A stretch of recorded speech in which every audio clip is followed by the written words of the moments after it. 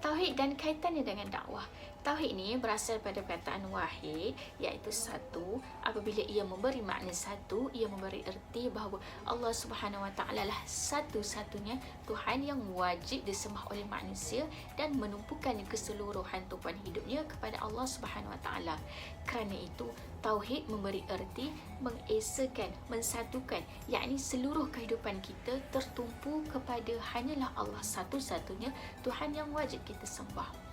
Hasil daripada itu, kita hanyalah mempercayai Allah sebagai Tuhan yang mencipta alam, iaitu tiada Tuhan yang layak, yang patut berkuasa melainkan Allah SWT. Yang keduanya, daripada tauhid itu juga kita meyakini Allah SWT lah sebagai Tuhan yang layak disembah oleh manusia, bukan sekadar yang mencipta alam sahaja, tetapi ia juga merupakan Tuhan yang layak, yang patut dan perlu disembah dan ditaati oleh semua manusia. Oleh kerana kita meyakini hanya Islam sahaja agama yang benar, jadi Allah Ta'ala lah saja satu Tuhan yang wajib kita yakini dan percayainya. Dengan kata lain, agama lain ialah kepercayaan atau agama yang tidak diterima oleh Allah. Prinsip inilah yang perlu dipegang oleh orang Islam. Firman Allah dalam surah Ali Imran ayat 85, وَمَنْ يَبْتَغِ غَيْرَ الْإِسْلَامِ دِينًا فَلَنْ يُقْبَلَ مِنْهُ. Maksudnya, sesiapa yang mencari selain daripada Islam tidak akan sama sekali diterima oleh Allah. Oleh kerana tauhid berasal daripada perkataan wahid, ia memberi erti bahawa kebenaran dalam aspek ketuhanan itu satu saja. Tak boleh ada dua, tak boleh tiga, tak boleh empat. Dalam Islam, meyakini Tuhan mestilah satu. Allah menyebutkan dalam surah Al-Anbiya ayat 22, "Lau kana fihima alihatun illallahu lafasadata." Kalau ada Tuhan lain selain pada Allah, bumi ini akan musnah kerana berlaku percanggahan antara Tuhan. Hasil daripada itu, orang yang tidak menerima Islam sebagai agama, yang menolak agama Islam, yang tak mempercayai Allah sebagai Tuhan, ialah mereka yang tidak diterima. Malahan mereka akan dimasukkan ke dalam neraka.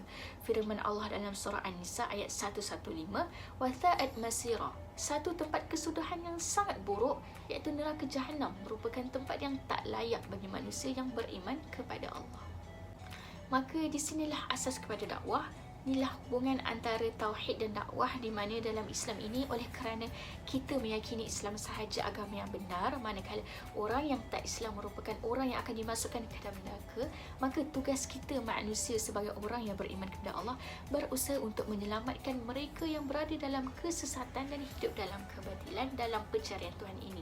Mereka yang akan mendapatkan kerugian yang amat teruk di akhirat nanti dalam sejarah hidup seseorang manusia apabila tak beriman kepada Allah Subhanahu Wa Taala.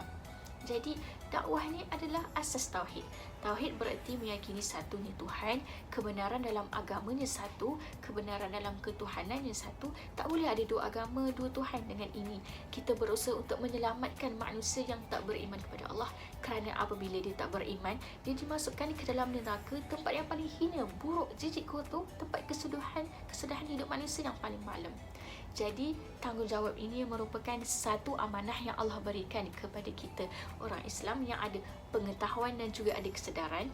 Kita cuba berusaha sedaya yang mungkin supaya orang boleh terima dakwah kita, terima ajakan kita, akidah yang kita pegang ni kita yakin bahawa merupakan agama yang betul dan diterima di sisi Allah.